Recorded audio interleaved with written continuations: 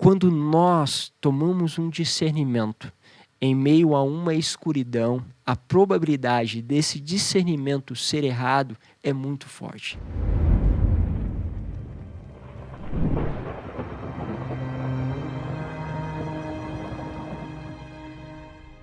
Afinal de contas, você começou ou não a assistir a série Os Anéis de Poder? Eu espero que sim.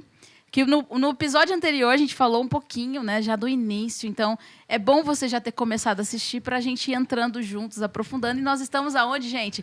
Dentro do canal do Padre Isaac. Seja muito bem-vindo a esse canal. Padre, obrigada por nos acolher no seu canal. Sempre bem-vindas, que bom também partilhar aí a palavra com vocês, aquilo que é essa meditação, mas sobretudo assim, dar esse toque, né, que vocês têm de forma especial. Esse token, né? Esse token. Esse token que a gente está dando aqui. Que está colocando aí no nosso meio.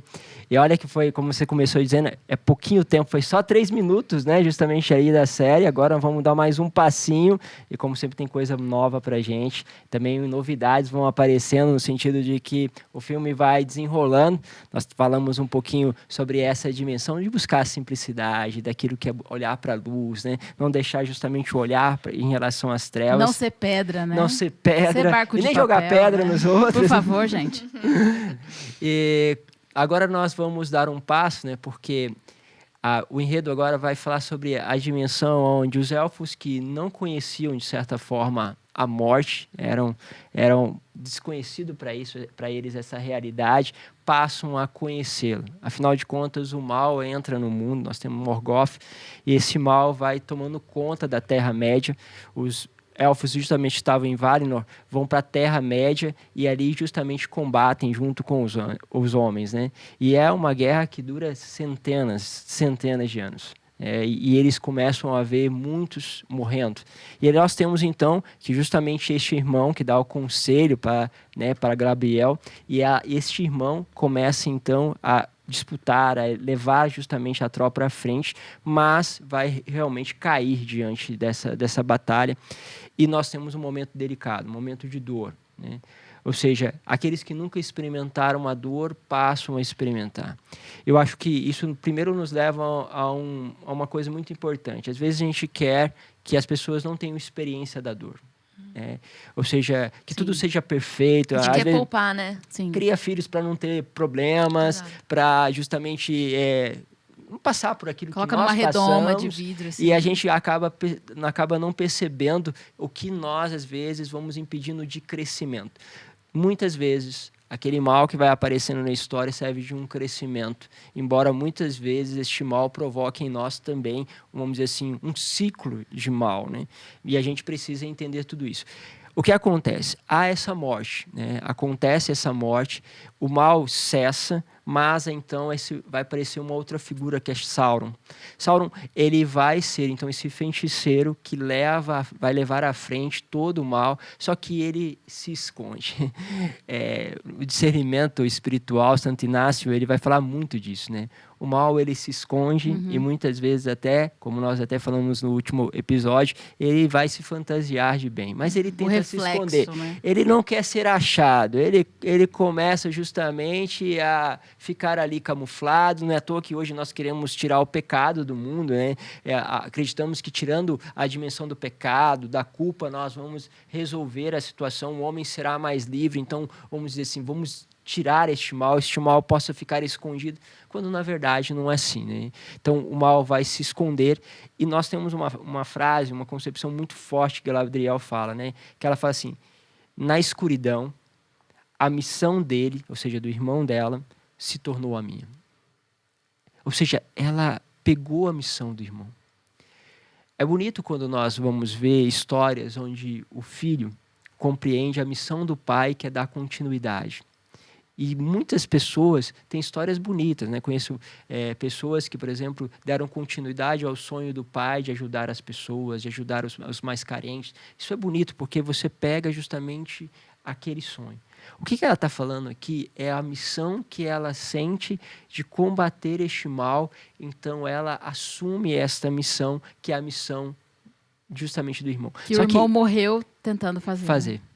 Só que aqui tem um detalhe, que é: na escuridão, ela assume a missão do irmão.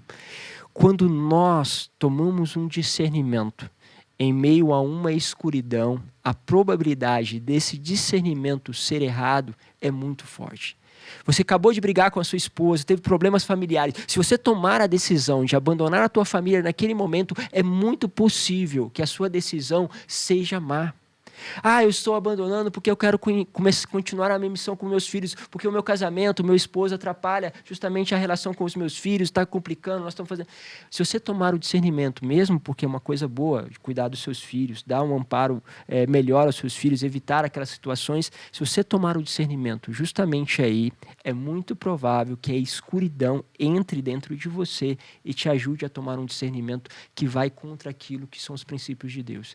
E aí, nós precisamos entender que é necessário voltar lá, a parar. Deixar que os ruídos cessem para que a gente tome a verdadeira decisão. Isso passa por coisas minúsculas na nossa vida. Sim. Quantas vezes a gente pensa algo de uma pessoa ou sobre um acontecimento simplesmente no meio de uma escuridão?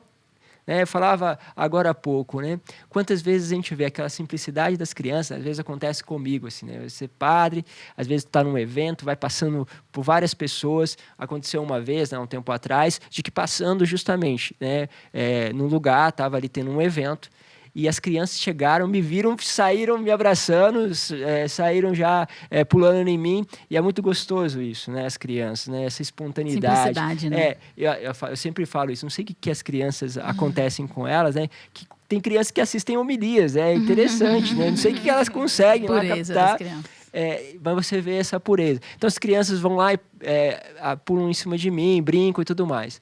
Mas muitas vezes às vezes passando por várias pessoas, acabo esquecendo de cumprimentar de perceber uma pessoa. E aí aconteceu que uma pessoa me chamou a atenção. Padre, você me ignorou, né? Mas, coitado de mim, nem tinha percebido. E isso acontece, eu estou falando nesse exemplo, eu provavelmente já fiz isso com muitas pessoas, me senti que aquela pessoa me ignorou. E aí, o que acontece? No meio daquela escuridão que eu me sinto ignorado, eu começo a dizer muitas coisas. Aquela pessoa não presta, aquela pessoa é sempre desatenta, aquela pessoa é inconveniente, ela não gosta de mim. Então eu vou criando... Ou sobre si mesmo, né? Eu não sou uma pessoa boa, não sou uma pessoa agradável, né? Né? Ou seja, dependendo da sua personalidade, ou vai para si mesmo. Então o que acontece ali?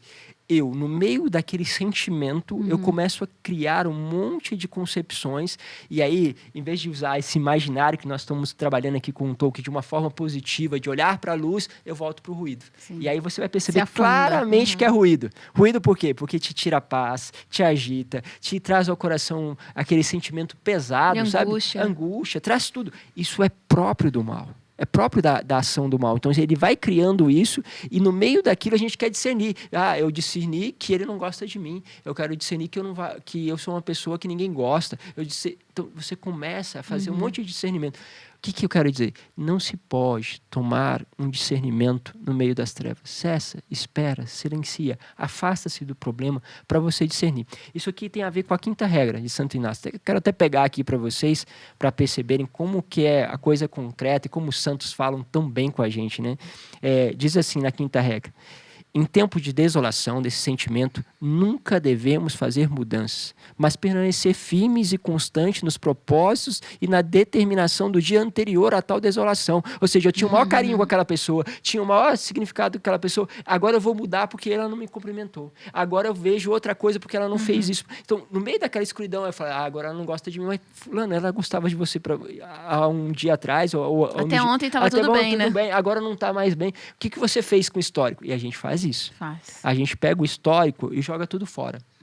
E, às vezes, fica justamente baseado nesse discernimento no meio da escuridão. Então, ele vai falar isso, aí ele vai continuar dizendo: pois como na consolação mais nos guia e aconselha o bom espírito, assim na desolação, neste momento, o mal é como que o conselheiro deixa, ou seja, que não podemos, para que nós não possamos acertar o caminho.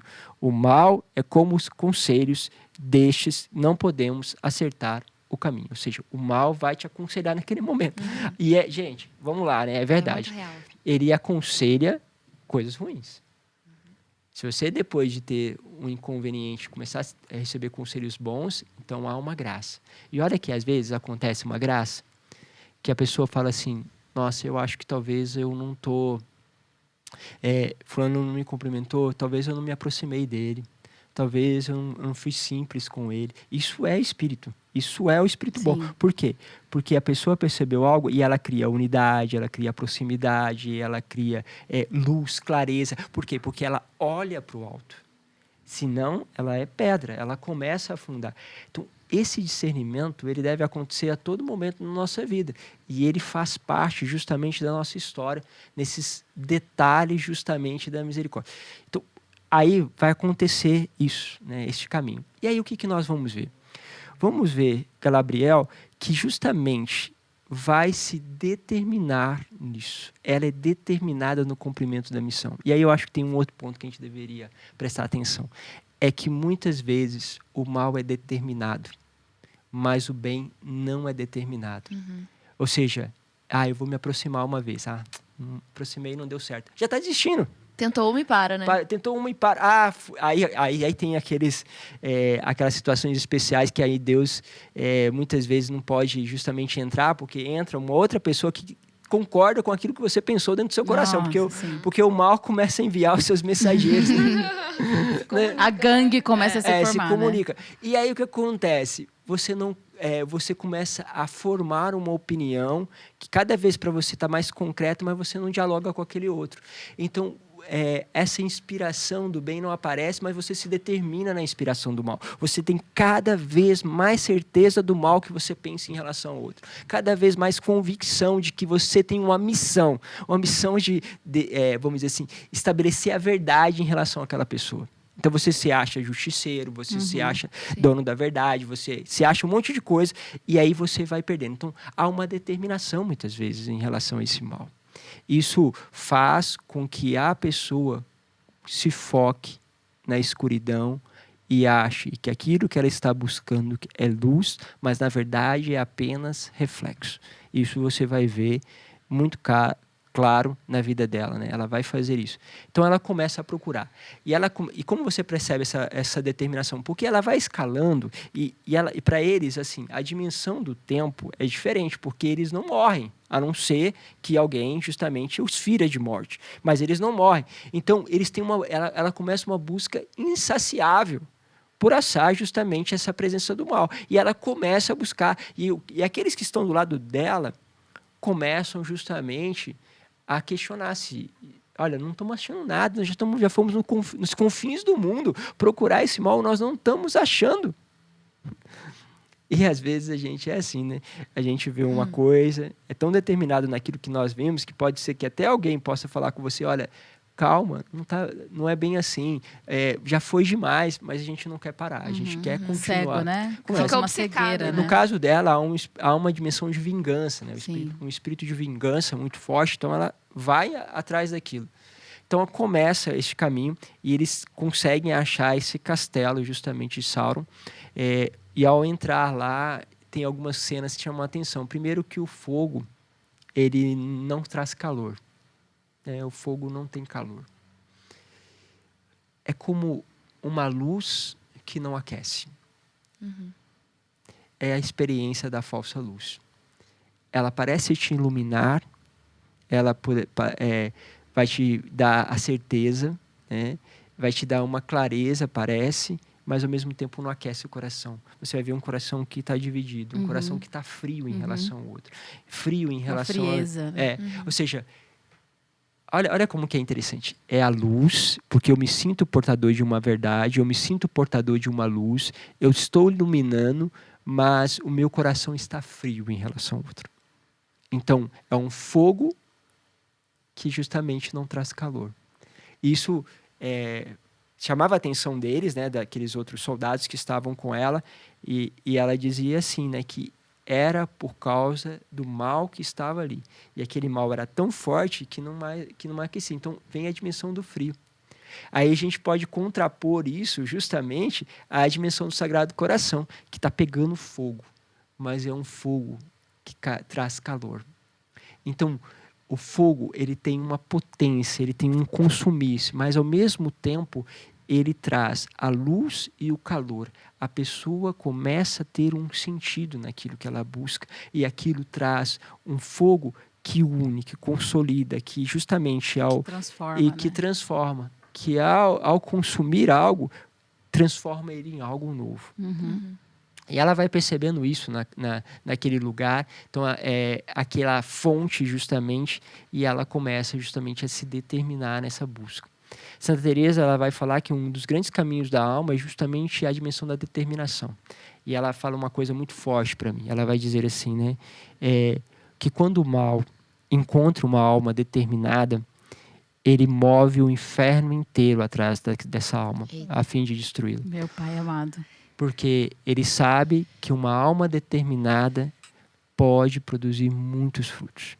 Uau. E o que nós muitas vezes vamos perdendo é essa nossa determinação, justamente naquilo que são as nossas escolhas na nossa vida, né? Não sei se vocês já viveram, já perceberam, né, situações desse jeito também, em que ali falta determinação, ou a gente se determina muito para o mal, aonde o olhar muitas vezes permanece e a gente faz um monte de discernimento justamente na escuridão. Isso acontece muito. Então é muito atual essa coisa da palavra aqui que Santo Inácio vai nos trazer desse discernimento espiritual. Sim, quantas vezes, né, o padre foi falando, e talvez situações vieram também na sua cabeça, aí você pensando no seu dia a dia, né? Quantas vezes nós tomamos decisão no dia, no impulso, né? No meio das trevas, né? Então, é um bate e rebate, né? A gente falou um pouquinho no outro episódio sobre também essa coisa do impulso, né? Escutei uma vez uma frase que mexeu muito comigo, né? Que o cristão, ele se revela não pelas ações, mas pelas reações. Que é mais difícil, né? Para reagir, aí você mostra, né? O que está dentro. Porque a boca fala que o coração está cheio, né? Então, quantas vezes no dia a gente toma decisões assim e que vão acabando com o nosso dia, né? E aí você chega no final do dia e fala, nossa, meu dia foi péssimo, foi um inferno, foi isso, foi aquilo. Mas porque realmente você trouxe um inferno mesmo, trouxe as trevas junto e foi desembestando, né? E eu vejo isso muito ligado assim, às nossas feridas, né? Porque uma pessoa que foi ferida e a ferida ela tem essa mistura de trevas, de escuridão, sim, a pessoa não consegue mais agir. Ela até se programa. Ela pensa, não, eu quero fazer amizade. Então, eu vou chegar hoje lá... Vou fazer diferente. Vou fazer diferente. Aí, vai ter um grupinho, eu chego, até ensaio, eu vou chegar lá, vou perguntar, e aí e tal. Ela se planeja. Mas, quando ela se depara com a situação, chega ali naquele grupo, de repente, ela escuta uma frase, ou ela percebe uma movimentação, né? Aperta o gatilho. E ela termina reagindo. Então, tudo que ela se programou, né, como o padre disse, ela se determinou em fazer... Sim. De repente, ela se vê rendida pela reação. Vítima daquilo, né? Sim, acontece isso, né? Eu pego o meu exemplo, assim, eu sou muito tímido, apesar de estar aqui com o microfone, de estar, às vezes, na frente, eu sou como padre, né, muitas vezes, mas sou uma pessoa tímida. Então, me lembro muitas vezes, eu em situação de infância, que eu falava assim, ninguém vai gostar do que eu falo, ninguém vai se interessar com essas minhas coisas, ninguém...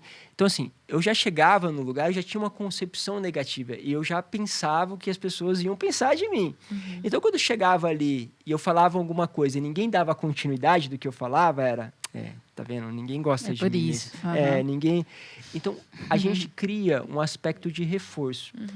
Continuando esse exemplo que eu dei, eu já tenho a impressão de que eu talvez não seja bom, de que talvez não seja uma pessoa agradável, e aí uma pessoa que se sente que eu não fiz uma atitude agradável me fala. É mais uma comprovação. Exato. Que vai reforçando. Isso acontece demais. E aí o que acontece? Eu reforço aquela treva que há em mim, e aí eu reforço o discernimento errado que aconteceu já dentro de mim. Que a gente pode chamar de chaves aí, né? Chaves do nosso inconsciente, chaves aí que a gente vai fazendo numa vida espiritual, né? Votos secretos, né? Então tem várias palavras aí que a gente pode dar para essas expressões. Mas que o quê? No fundo eu estou reforçando em meio às trevas, a meio à minha angústia, algo sobre mim ou algo sobre os outros. Exato. E acaba aquilo a tal ponto que eu vou me fechando. E essa, vamos dizer assim, é a coisa que o mal quer fazer. Te isolar. Sim. O bem, ele quer que você vá para a solidão para contemplar. O mal quer que você vá para a solidão para se fechar na tua própria escuridão. Não basta só ficar sozinho, né? Não basta só a solidão. Depende... A sós com Deus, né? Depende de como você fica nela, né? Justamente, a gente chama de solitude, né? Solitude, ou seja, não é a solidão do vazio, é a solidão da presença. Da presença. A outra é a Uau! solidão daquilo que é estar com você naquela escuridão que muitas vezes vai paralisando a vida das pessoas, né? É muito forte. Eu lembro de Santa Teresinha, né, que fala: eu sou aquilo que Deus pensa de mim, né? Acho que isso resgata a gente, né? Eu vivi uma experiência uma vez, uma pessoa chegou para mim e mandou ver do que ela pensava sobre mim, né? Foi depois de uma missão, tinha cantado, ministrado, rezei e tal. Tava no meio de todo mundo, essa pessoa chegou e falou assim: deixa eu te falar uma coisa, você me atrapalha na vida espiritual. Eu queria fazer mais missões, né? Mas não posso por causa de você é isso e aquilo, você passou e tal, né? Falou, né? E eu saí dessa situação assim, você sai em choque, né? Tum. E ela mexeu com algo que eu sinto mesmo, sou distraída, né? Me senti assim, não sei cuidar direito das pessoas, e Deus me chama a ser pastora. Eu já tinha essa crise ali, Tava né? mal, né? Já tava numa crise ali, a pessoa veio afirmar, eu falei, poxa vida, né? E eu fui embora para casa, vim para a fraternidade, no outro dia eu fui fazer uma adoração, e eu falei, vou ligar para minha mãe. Liguei para minha mãe, contei para ela, e eu conto meus embates, né? E aí minha mãe escutou, falou: filha, realmente você é distraída, né? E aí eu falei, sim, mãe, isso eu sei, né? Aí ela falou, mas olha, vai na capela, fala com Jesus e diz assim: Jesus, aconteceu essa situação, conta para ele. E fala para ele: agora me diz a verdade sobre mim. O que você pensa de mim? Na hora, me resgatou, porque Santa Teresinha é minha santa de vida, né? Minha intercessora, né? Amém. Então, minha mãe foi me voltando na essência, sabe? Então, pergunta lá para Jesus o que é verdade. O que for verdade, filha, se converte. O que não for, joga fora. Sim. Simples legal. assim. Eu fui na capela, eu fiz isso. Jesus, aconteceu. Falei, e aí, Jesus? E aí, fechei os olhos, ele foi me mostrando situações pontuais, né? Onde eu precisava me converter. Percebe aí, você parou, fez aquele silêncio, e aí como que Deus tem essa criatividade de te mostrar a luz, né? Exatamente. É. Me pontuou, vi situações que realmente eu precisava me converter. E mais, essa pessoa não se tornou só uma pessoa que veio me dizer verdades, o que ela achava das dores dela, da ferida dela. Não, ela se tornou até uma benfeitora para mim, né? Porque Sim. disso eu vi, É isso realmente, eu preciso melhorar nisso. Pronto, com simplicidade. Não fiquei, oh, meu Deus, e agora? Nossa, né? E a primeira sensação foi, eu fiquei gelada na hora, né? Ela saiu, eu fiquei assim, dura, gelada, falei, ai, Deus. E foi interessante que quando ela saiu, uma outra jovem me chamou, na mesma hora. Eu falei, hoje é o dia de tomar, venha, né? Vamos lá, né? E essa jovem falou assim, Lília, eu queria te falar uma coisa. Eu falei, pode falar, né? Ela falou, olha, só de você me olhar, eu me sinto cuidada por você. Olha só. Então, eu tive dois... O consolo de Deus nesse momento. Na mesma hora, eu tive dois aspectos ali diferentes, né? Para trabalhar depois dentro de mim, né? Uma mexeu com a minha maternidade, dizendo só de olhar você já cuida, né? E a outra foi falando de uma distração, de uma coisa. Então, eu pude fazer um discernimento ali, mas assim, com calma, sem já me esbravejar ou responder na mesma altura. Eu falar, e você também, né? Você acha que isso é o quê, né? Uhum. E às vezes a nossa vontade é fazer isso, né? No meio de uma situação assim. Para mim, esse tema é muito caro, assim, do relacionamento. E tem uma palavra que eu gosto demais, uma cura que Jesus faz de um homem que é surdo e gago, né? E ele tá no meio da multidão, completamente sem conseguir interagir. E esses dois sentidos, eles fazem muito essa ligação, né? Porque quando eu escuto, eu coloco você dentro de mim, e quando eu falo, eu me dou, né? Eu dou um pouquinho de mim pro outro. E esse homem estava cercado de gente, só que ele estava completamente fechado ao relacionamento. Então, ele na multidão, sozinho. Sem entrar ninguém e sem se dar completamente para ninguém, né? E essa questão de ser gago, né? Não é que ele nunca falou ou nunca ouviu. Em algum determinado momento, isso cessou. E aí o procedimento que Jesus faz, ele pega esse homem e leva ele a sós. A palavra diz, né? Jesus levando-o a sós. E tira da exato, multidão, tira. do barulho, E já não é normal, porque normalmente Jesus já aproveita mesmo, né? para poder dar um ensinamento para todo mundo. Ele usa uma cura para poder ensinar alguma coisa. Nessa ele não, isso aqui agora é só entre nós dois. Leva para um lugar a sós, né? E aí coloca as mãos sobre o ouvido, coloca a saliva nos lábios, como se estivesse recriando o mesmo procedimento que o pai fez em Gênesis. Põe a mão, né? Impõe as mãos, olha para o pai, e aí diz a palavra que ele geme no espírito, como no movimento trinitário ali, Jesus impõe as mãos sobre aquele homem, olha para o pai, e no espírito ele só diz uma palavra, éfata, que quer dizer abra-te. E se Jesus mandou abrir é porque alguma razão fechou, né? E ninguém se fecha à toa. Não. Sim, A gente só se fecha porque aconteceu alguma coisa, Sim, a né? dor, né? Ninguém decide do nada, olha, quer saber, não deixo mais ninguém entrar dentro de mim, né? Ou não me dou mais completamente para ninguém. Isso acontece por causa das nossas dores, por causa das decisões, né? Como o padre disse, votos secretos, né? Gatilho, janela killer, várias outras coisas que acontecem e a gente vai decidindo-se ao fechamento. Sim. Vai fechando, vai fechando. Quando você se percebe, você tem pessoas ao seu redor, tem uma multidão, às vezes, que até quer te amar, até quer se relacionar com você, mas você está completamente fechado ao relacionamento, bloqueado. Sim. E Jesus, para te permitir abrir, né, para voltar, ele transmite o relacionamento trinitário. Ele diz, olha, você vai se abrir, mas agora você vai se abrir ao relacionamento, não aos moldes que você estava acostumado, porque aquele lá deu ruim. Daquele jeito lá, você foi ferido e muito provavelmente você também feriu. Então, eu quero que você se abra agora, mas é à luz da minha experiência, como eu e o Pai, como nós se damos, né, um para o outro, um dentro do outro. Então, é muito interessante isso, né, que como a necessidade desse relacionamento humano para a gente não se tornar sozinho de uma maneira negativa. Sim. E Jesus leva a gente a sós exatamente para curar a nossa capacidade de se relacionar. É impressionante essa coisa de estar ali e ser tocado pela palavra, né? Essa coisa da saliva, né? Parece uma coisa meio assim, né? Nojenta e tudo mais. Mas é justamente pela saliva é que sai justamente a palavra. Se você não tem saliva, justamente a tua língua se gruda ao céu da boca, né? Como vai aparecer no Salmo, que proclamando, né? Que Deus não permita que, né, justamente a nossa língua se grude ao céu da boca, mas que justamente a gente possa falar. Então, a saliva, ela tem justamente essa dinâmica. Então, é como a essência, aquilo que precisa nascer da palavra de Deus, comece a tocar a gente.